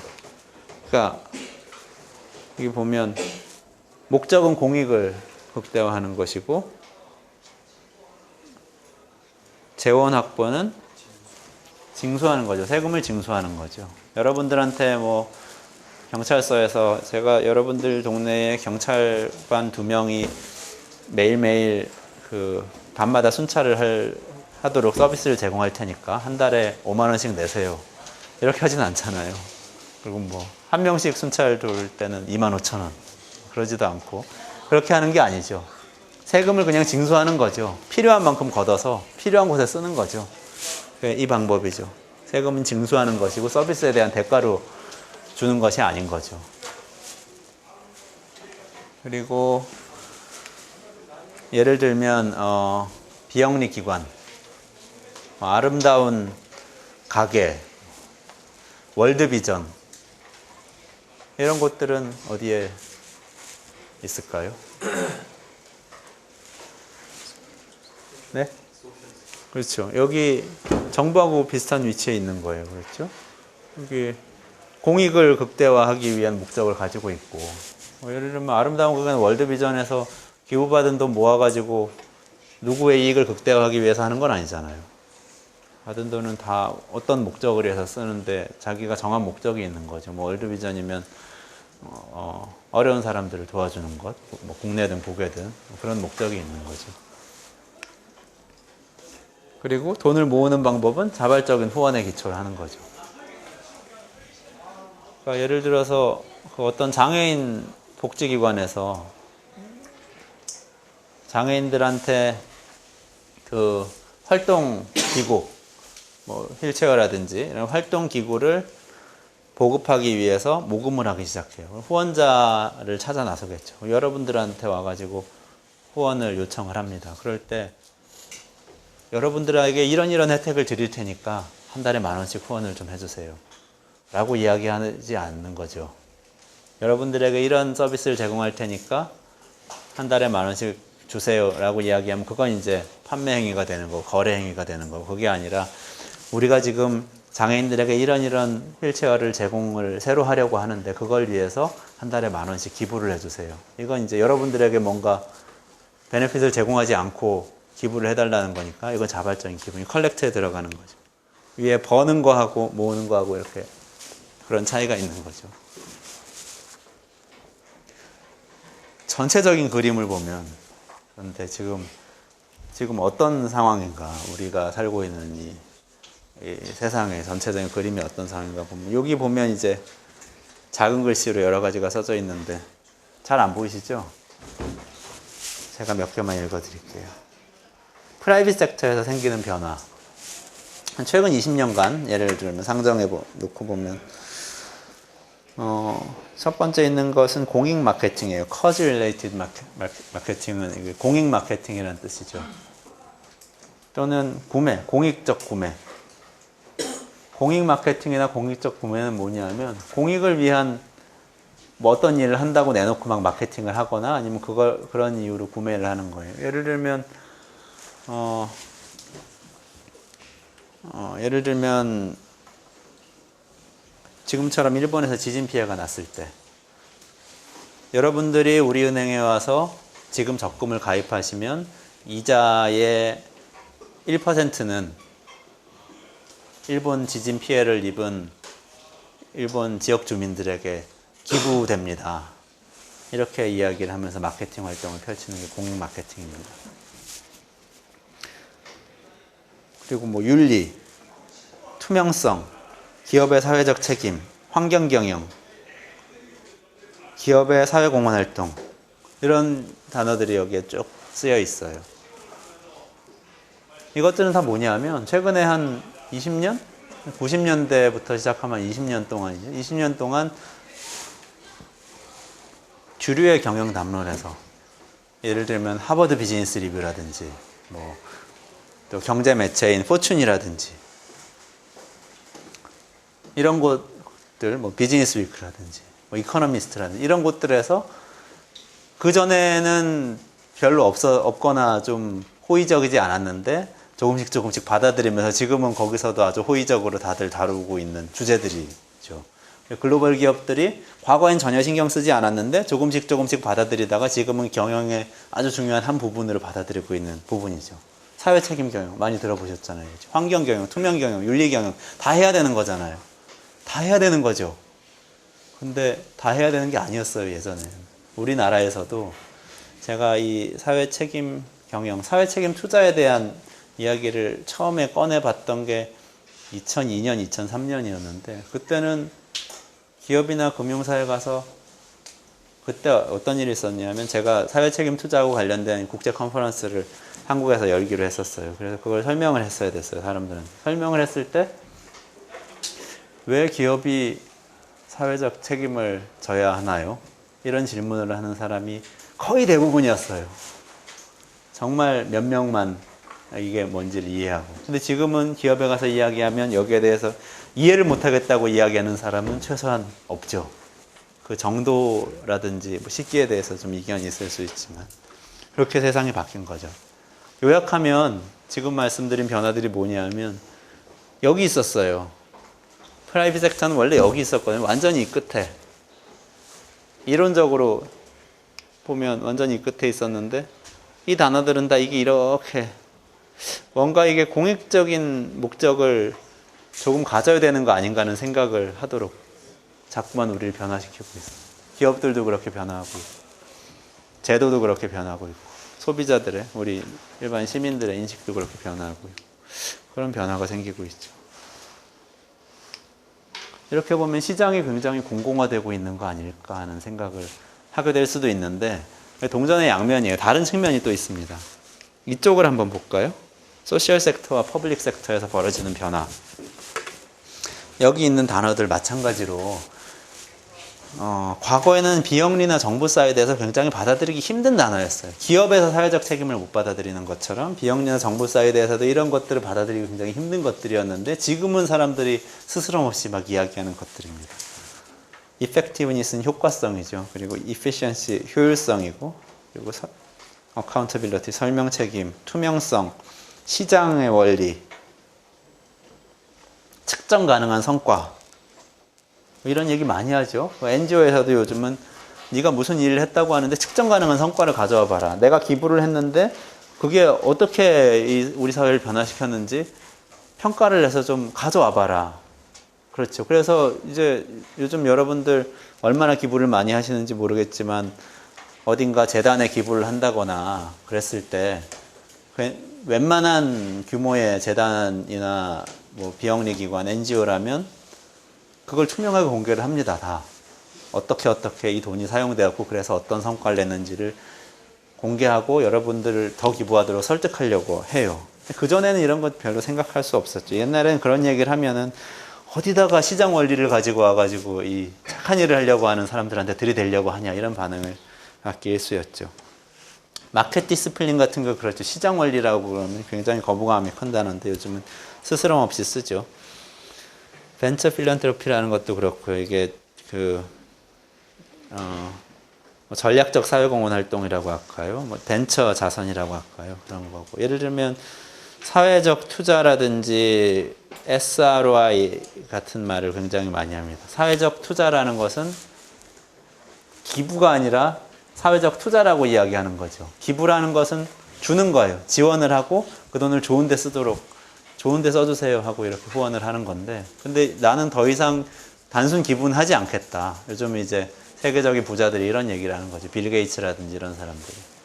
그게 아니라 사회적 투자를 하겠다. 투자라는 건 뭐냐 하면 가면 리턴이 와야 되는 거예요. 근데 그 리턴이 뭐냐 하면 사회적인 변화인 거죠. 사회의 변화. 내가 아프리카에서 HIV를 없애달라고 이렇게 기부를 했으면 그것은 나중에 변화로, 성과로 표현이 돼야 되고, 이 사회적 투자를 받으려면 나중에 이렇게 해서 그 성과가 나온다는 것을 나한테 설득을 해야 되고, 가능하면 계량화되고 굉장히 논리화되어야 된다는 이야기를 하는 거죠. 그 툴 중에 하나가 또 SROI라는 여기 쓰여진 것인데, ROI 뭔지 아시죠? ROI가 뭐죠? Return on Investment죠. 투자에 대한 수익. ROI를 못 들어보셨다면 돈 투자한 데 따른 수익률이라고 생각하시면 돼요. SROI는 Social ROI예요. 사회적 투자 수익률. 그러니까 그냥 ROI라고 하면 Financial ROI죠. 돈 투자해가지고 나한테 나중에 뭐 수익이 얼마나 돌아오냐, 이익이 얼마나 돌아오냐인데, SROI는 그렇게 내가 사회적인 목적에 쓰라고 투자했는데 사회에 얼마나 이익이 돌아갔냐라는 걸 합쳐서 평가를 하는 방법이죠. 이런 것들이 요즘 비영리 기관에서 많이 화제가 되고 이제 사용이 되는 것들이죠. 예를 들면 여기 민영화 같은 것들이 있어요. 민영화, 새로운 공공경영, 이런 이야기들이 있는데, 이거는 정부기관 민영화하는 것에 대한 얘기예요. 영국을 필두로 해서 많은 국가에서 정부기관 중에 많은 부분이 민영화가 됐죠. 특히 유럽에서 많이 그렇게 됐는데, 그건 옛날에는 굉장히 생각하기 어려웠던 것이고 지금도 반대하는 사람이 굉장히 많죠. 왜냐하면 정부기관은 공적인 가치를 지켜야 되는 것인데 그걸 시장에 맡겨서 되겠느냐라고 얘기를 하는 거죠. 그런데 꼭 그런 건 아닐 수가 있어요. 왜냐하면 예를 들면 우리가 철도공사의 직원 전체를 채용해서, 정부에서 채용해서 철도를 운영할 수도 있어요. 그렇죠. 그리고 사실은 철도 요금을 안 받을 수도 있어요. 그냥 정부에서 운영하면 되잖아요. 무료로 개방하고 먼저 예약하는 사람이 타게 하면 되잖아요. 그리고 그 운영에 들어가는 돈은 세금으로 충당하면 되죠. 그걸 전부 다 나눠서 국민들한테 거두면 되잖아요. 그런 방법도 있는 거죠. 그게 과거에 정부가 경영하던 방식이죠. 그런데 민영화라는 게 뭐 완전히 이거를 주식회사로 만드는 그런 민영화는 마지막에 일어나는 거지만 조금씩 이 파이낸싱이 바뀌는 거죠. 극단적인 이제 공공적인 형태가 있고, 그 다음에 뭐 기차 타는 사람들이 그래도 조금씩 요금을 내자. 요금을 내되 열차 운영하는 데 드는 돈을 다 소비자한테 부담하지 말고 조금씩은 내자. 이럴 수 있는 거죠. 지금 예를 들면 뭐 전기요금 같은 거 좀 그런 식일 수 있어요. 전기요금이 굉장히 싸다고 이 전기회사에선, 한전에선 계속 주장하죠. 실제로 굉장히 싸고 그런 거죠. 나누어서 부담하는 체제인 거죠. 많이 쓰는 사람이 무조건 많이 내는 게 아니라. 그게 좀 더 발전하면 이제 시장으로 가는 거죠. 기차 타는 사람들이 열차 운영에 필요한 돈은 다 내도록 요금 체계를 바꾸자. 그러면 이제 더 요금은 비싸지고 거기에 들어간 세금은 줄어들고, 나중에는 철도공사를 코레일로 만들자. 주식회사로 만들어서 공기업으로 만들자. 그리고 더 나중에 되면 정부 지분 다 팔아버리고 민간회사로 만들자. 이렇게까지 가는 거죠. 그게 민영화라는 건데, 거기서 이제 공공성이 져야 된다고 이야기하는 부분은 그렇게 하다 보면은 목적이 바뀌지 않냐라는 거죠. 원래는 많은 사람들이 철도를 이용할 수 있게 해주는 것이 철도공사의 목적이었는데, 지금은 철도공사 자체가 돈을 벌어가지고 누구한테 갖다 주는 게 목적으로 변하지 않았냐라고 비판을 하는 거죠. 여기 있던 목적이 이렇게 간다고 비판을 하는 건데, 그렇게 될 수도 있는데 거기까지 안 가고 변화가 생길 수도 있죠. 여기 있는데 세금으로 돈을 다 모아가지고 철도를 운영하던 것을 조금 더 시장으로 가서 파이낸싱을 하는, 그러니까 요금을 좀 부과해가지고 그 요금을 가지고 운영하는 방식으로 바꾸되, 대신 공적인 목적은 그냥 그대로 유지를 하면 어떨까, 이렇게 생각을 해볼 수도 있는 거죠. 자, 이 섹터에 대해서 제가 좀 쭉 설명을 드렸는데, 여기도 아까하고 마찬가지인데 크게 보면 좌상단에 있는 프라이빗 섹터에서의 변화들이 이게 좀 오른쪽으로 프라이빗 섹터 좀 공적인 역할을 해야 되는 거 아니야? 이런 생각을 갖는 대로 바뀌었다면 이 우하단에 있는 소셜 섹터하고 퍼블릭 섹터에서 벌어지는 변화는 위쪽으로 변화하는 건 분명하다고 봅니다. 이게 위쪽으로 변화하지 않고 이쪽으로 이렇게 변화하고 있다고 비판하는 사람들도 있어요. 그렇게 되고 있는 부분도 있겠죠. 전체적으로 보면 기본적으로는 목적은 유지하면서 뭔가 좀 경영하는 방법을 시장처럼 재원을 시장에서 확보를 하거나 경영하는 방법을 시장의 기업들처럼 하거나 라는 쪽으로 변하고 있는 게 아닌가 싶고 그 정점에 있는 게 뭘까요? 그 정점이 여기인 거죠. 그러니까 여기는 소셜 엔터프라이즈가 있겠죠. 그게 사회적 기업을 설명하는 아주 명쾌한 방법이라고 저는 봅니다. 경영 원리, 재원 확보 방법, 뭐 이런 소비자의 관계, 이 모든 것들이 영리 기업이나 마찬가지 방법으로 일어나는 거죠. 하지만 목적은 그대로, 목적은 정부기관처럼 아주 공적인 목적을 유지하는 거예요. 그게 사회적 기업, 아주 극단적 형태의 사회적 기업이겠죠. 물론 현실에서는 굉장히 많은 변형들이 존재할 겁니다. 여기에 아무래도 벤처기업에 가까운 사회적 기업이 뭐 이런 데 있을 수 있겠죠. 또 사회복지기관 같은 곳인데 좀 더 혁신적으로 경영을 해보는 곳들이 이런 데 있을 수 있겠죠. 뭐 이렇게 여러 가지 변형들이 있을 수 있다고 봅니다. 하지만 사회적 기업은 대체로 그러면 우상단에 있는 게 아닐까 이렇게 생각이 되네요.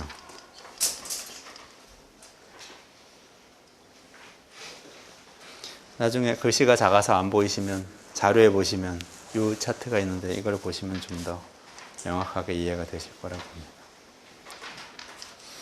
그래서 전체적으로 이제 전체 경제에서 경제와 경제와 아닌 것을 우리가 나누는 기준이 있었는데 과거에 그것은 계량이 되는 것과 계량이 되지 않는 것을 가지고 그렇게 나눴다고 제가 말씀드렸죠. 그래서 그걸 계량 안 되는 것을 좀 계량해보자 이런 움직임이 있다고 말씀드렸고 사회적 기업에서 잘 활동해서 시장에서 사회적 가치를 구현하면 그게 계량이 되는 방향으로 가는 것이라고 말씀드렸죠. 그리고 그것을 이제 임팩트라는 용어로 설명을 하기도 해요. 임팩트. 그래서 기존에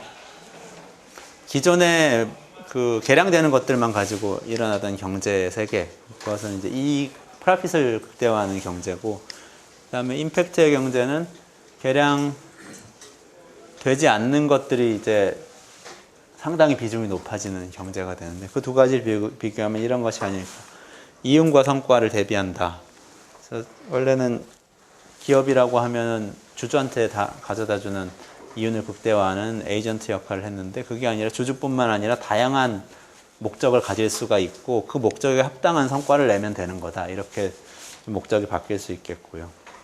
사고방식은 당연히 그렇게 되면 사명 중심이 되겠고 영리와 비영리 사이의 관계가 예전에는 완전히 분리돼서 영리는 영리고 비영리는 비영리였다면 이제는 영리는 아니지만 사업 활동을 굉장히 활발하게 하는 이런 그 조직이 있을 수 있는 혼합된 그 조직이 많이 있는 그런 경제가 되겠죠. 그리고 기업의 주인은 누굴까라고 물어봤을 때 거기에 대한 답이 주주가 아니라 다양한 이해관계자다 이렇게 달라질 거다. 이렇게 볼 수 있겠습니다. 뭐 여기까지 하고 혹시 질문이나 더 코멘트 하실 게 있으시면 좀 더 이야기를 나눠보면 좋겠네요. 궁금하신 거 있으세요? 이재훈 씨, 오늘 강의에서 뭘 배우셨나요? 또는 어떤 질문을 얻으셨나요?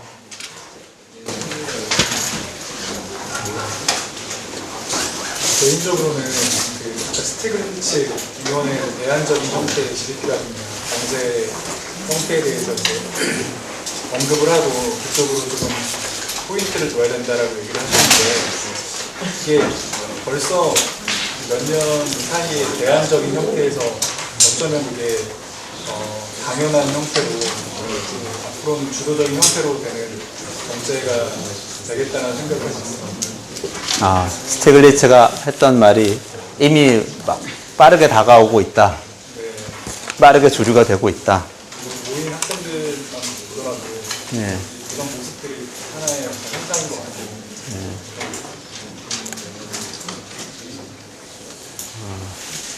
아주 고무적인 이야기인데요. 네. 혹시 또 다른 오늘 질문을 얻으셨거나 코멘트를 얻으신 분 있으세요? 예, 저 뒤에. 공기업을 전체적으로 민영화한다는 거를 말씀주시는데 그렇게 되면 이제 사회적 기업으로 가는 게 가장 이상적인 거잖아요. 근데 그렇게 할 때 그 미션, 그러니까 공공성을 상실할 수 있는 변질 가능성이 굉장히 높다고 봅니다. 그래서 그런 거에 대한 대안이 현실적인 대안이 그거에 대해서 아, 예, 제가 공기업을 민영화를 다 해야 된다고 말씀드린 건 아니고요. 그런 일이 벌어지고 있다는 트렌드를 말씀드린 거고, 그건 굉장히 복잡한 문제죠, 사실. 공기업이라는 게 결국은 이제 굉장히 큰 형태의 미션 중심의 기업이라고 할 수가 있어요. 그러니까 이 사회적 기업의 굉장히 큰 형태라고 볼 수도 그런 것 같이 보이기도 하는데 사실 그 공기업들이 차지하고 있는 비중이라는 게 사실 어마어마하기 때문에 우리 경제에서 그거를 어떻게 해야 된다는 건 굉장히 다른 논의라고 저는 봅니다. 공적인 사명을 반드시 계속 지켜가야 되는 곳이 있고 근데 그걸 핑계로 또 비효율화되어 있는 부분이 있고 그래서 케이스 바이 케이스로 어떤 것들은 시장으로 나가야 되는 부분이 있고 효율화돼야 되는 게 있고 어떤 것들은 사실 지금보다 더 공적인 성격이 강화돼야 되는 게 있고 민영화돼서는 안 됐는데 됐던 것들이 있고 그렇다고 생각하고 그건 케이스 바이 케이스로 좀 생각을 해야 된다고 생각이 되네요. 또 질문이 있으신가요? 아까 결국 사회적 기업이라는 것 자체가 어떻게 보면 우리 사회가 부담하고 있는 사회적 비용을 시장 경제로 드러내는 거라고 그렇게 좀 개인적인 본론을 해봤습니다. 이게 뭐 비행 청소년 같은 문제 같은 경우도 이걸 방치하게 되면은 이제 범죄나 이런 걸로 높은 확률로 그런 사회적 비용을 야기시키는 문제가 되는데 그거를 시장 경제 체제 내에서 사회적 기업이라든지 그런 공적인 미션을 가진 단체들이 해결을 하면은 그 시장 경제 논리로 그 추후에 벌어지는 그런 비용 문제를 시장 경제에서 해결합니다. 네, 아주 좋은 코멘트인 것 같은데 저도 배우게 되네요. 그러니까 우리 사회에 눈에 보이지 않는 많은 비용이 있는데 사실 비용으로 처리되지 않고 그 비용의 대상이 되는 사람이 이제 일방적으로 부담을 해야 되는 거예요, 대부분. 우리 아이가 뭐 희귀병에 걸렸다거나 우리 아이가 뭐 탈선을 해서 어디 그 방황하고 있다거나 그러면 내가 다 책임져야 되는데 그것을 이렇게 수면 위에 떠올리는 방법으로 사회적 기업이 그 활용될 수 있다 그런 말씀이시죠. 문제를 해결하는 사회적 기업. 아주 좋습니다. 시장을 통해서 문제를 해결하는 사회적 기업. 네, 또 혹시 질문 있으세요? 없으시면 이제 예. 사장님이 이제 그 사회적 기업을 강의도 많이 하시고 또 사회적 기업가도 많이 만나셨을 것 같은데 지금 현재 한국의 수준에서 사회적 기업으로 가는 가장 이상적으로는 극단적으로 가는 것 같은데 지금은 이제 어떤 시점에 있을 것 같은데요. 그래서 현재 볼 때 한국의 사회적 기업들이 안고 있는 과제나 문제나 뭐 이런 이슈나 그런 것들이 있으시면 시간이 얼마 안 남았지만 짧게 개별 사회적 기업으로 이야기를 하면요. 저는 만약에 여기에 혹시 사회적 기업을 해보겠다는 생각을 가지신 분이 계시다면 자기가 하려고 하는 게 뭔지를 정확하게 정의를 할 필요가 있을 거라고 봅니다. 그러니까 지금 사회적 기업과 관련해서 가장 경계해야 될 오해는 뭐냐 하면 제 생각에는 사회적 기업은 돈도 벌고 착한 일도 하는 거라는 생각입니다. 돈도 벌고 착한 일을 하면 그 거기에 필요한 서포팅 시스템이 다 마련되어 있을 거라는 거예요. 소비자는 그 물건을 사주고 금융권에서는 돈을 빌려주고 정부에서는 제도적으로 지원해주고 그럴 거라고 생각하는 게 가장 위험해요, 사실. 내가 어떤 사업을 하는데 그게 사회적 가치를 가지고 있다면 그것이 사실은 시장에서, 지금의 시장에서 잘 팔려서 사회적 가치도 구현하면서 매출도 많이 일으키는 일을 할 수도 있어요. 성격에 따라서. 예를 들면 굉장히 희귀한 커피를, 공정무역 커피를 뭐 다른 사람들은 모르는 아주 오지에서, 원래는 그 사람들이 그 다국적 커피 업체들한테는 거의 돈을 받지 못하고 팔던 것을 조금 더 좋은 값에 사와가지고 여기서 비싸게 팔 수 있을 경우, 그런 건 한국에 시장이 있을 것 같아요. 아주 해피한 경우죠. 그런데 그게 아닌 경우들이 있는 거죠. 내가 어떤 사회적 목적을 구현하기 위해서는 경제적인, 그러니까 매출을 희생해야 되는 경우가 있어요. 그 경우는 내가 그런 일을 한다는 걸 분명히 인식을 해야 되죠. 그 경우에는 그리고 충분한 사회에 서포팅 시스템이 있는지를 좀 봐야 될 것 같습니다. 예를 들면 내가 장애인들을 고용해서 경영을 하는 기업을 해보겠다라고 생각한다면, 장애인들은 지금 노동시장에서 대부분의 업종에서 생산성이 비장애인보다 떨어진다는 것을 인정해야 되는 거죠. 지적장애인들하고 같이 일을 한다면. 그러면 그 떨어진 생산성을 어떻게 메꿀 건가? 시장에서 쉽게 메꿔지지 않아요. 시장에서 내가 막 노력해서 메꿀 수 있는 부분도 있지만, 더하기 분명히 장애인들의 고용을 지원하는 제도가 있어야만 그것은 기업이 운영이 가능한 거죠. 그 지원 제도 같은 것이 분명히 또 있는 부분들이 있고요. 그런 것들 잘 찾아서 그 사업을 하는 게 굉장히 중요한 과제인데, 지금은 사실 사회적 기업이라고 얘기는 많이 하지만 그것들이 다 뭉뚱그려져서 하나로 이야기되는 경향이 있고요. 그래서 좀 꿈과 희망에 부풀어서 시작했다가 막 좌절하고 굉장히 불만을 토로하고 그런 분들도 많이 계신 것 같아요. 그런 건 잘 생각해서 내가 구현하고자 하는 사회적 가치하고 지금 우리 사회의 수준, 또 제도적 지원의 정도, 이런 것들 잘 감안해서 활용하면서 사업을 하면 좋을 것 같습니다. 그리고 생각보다 그렇게 할 수 있는 여지는 상당히 많이 있는 것 같아요. 또 안 되면 그런데 후원하겠다는 독지가들도 사실 많이 생기고 있고 하니까 그런 걸 좀 감안을 하면 좋을 것 같습니다. 대답이 잘 됐는지 모르겠는데, 하여튼 오늘 저 말씀드릴 기회를 주셔서 다 감사드리고, 또 교수님께도 감사드리고, 한양대 세네도 감사드릴게요. 세네 가입 많이 해주시고요. 저희 한겨레 경제연구소에서 그 청년사회혁신가 과정이라는 또 청년들한테 특화된 사회적 기업가 과정도 운영하고 있으니까 관심 있으신 분들은 저희 홈페이지도 들어와서 참고도 해주시면 좋겠습니다. 고맙습니다.